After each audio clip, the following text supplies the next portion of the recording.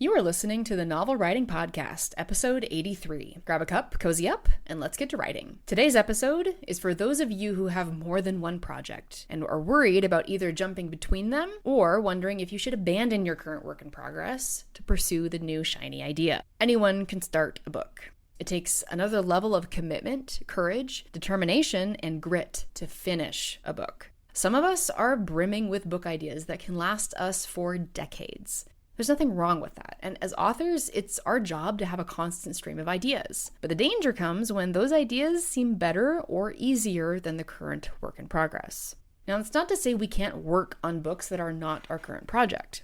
As I write this episode, I'm still working on the main series of my Talam universe, but I'm also collecting ideas and thinking about a completely different universe with a completely different set of characters, and in a completely different genre. I'm not actively writing those other stories, but I am letting my brain think about them and work on them, and work is in quotes, without dedicating entire blocks of writing time to actually writing them. Those ideas are not ready for that stage yet. There is value in finishing stories. Many authors have digital piles of unfinished novels that they wish they had had the grit and dedication to finish, but alas, they have left those ideas alone for so long that the magic has left them. In Elizabeth Gilbert's book, Big Magic, she tells the story of spending lots of creative effort on a story set in South America, where the heroine had traveled after falling in love with her boss in Chicago, only to realize her love was unrequited.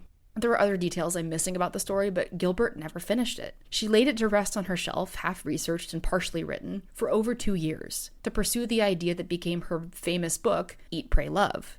That South America story, down to some of the most minute details, left Gilbert, eventually, to go to Anne Patchett.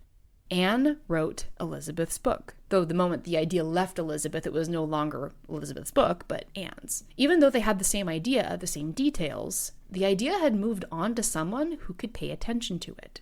That's not to say we need to baby and cultivate every idea that comes to us, but to not be surprised if some of those ideas leave faster than others. And to also not be surprised if another author writes the book you wanted to write, but didn't. We like to say, I was going to write that, or that was my idea. But really, is it? The idea came to you just as easily as it could have gone to anyone else. We don't have monopolies on ideas. Not really. Now, of course, I don't want someone else to write the books I'm committed to writing, but that's it, isn't it? The commitment to writing them. I'm actively working on both Talam and on the Clint Harper universes. Talam has been percolating for decades, while the Clint Harper ideas are babies in comparison. Months old, if that. They can wait around for a while, and they probably will, because I know when I'm going to start working on them in earnest. I have a calendar and a schedule set up for it. I also think it's a good idea to have multiple projects anyway, so that if and when writer's block strikes, you have something else to work on that's not the story giving you problems.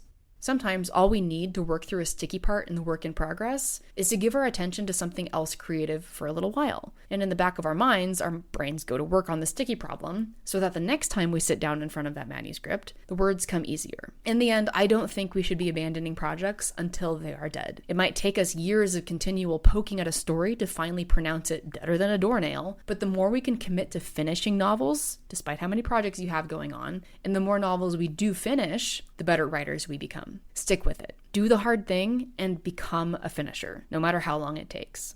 That's it for today's episode. Thanks for joining me, and remember, the first draft is supposed to be garbage. Thanks for listening to the Novel Writing Podcast. If you're ready to stop struggling and start finishing your novel, check out the 60-Day Novel Writing Challenge. It's a step-by-step program designed for solo writers to complete their first draft with clarity and focus. Visit the link in the description to learn more.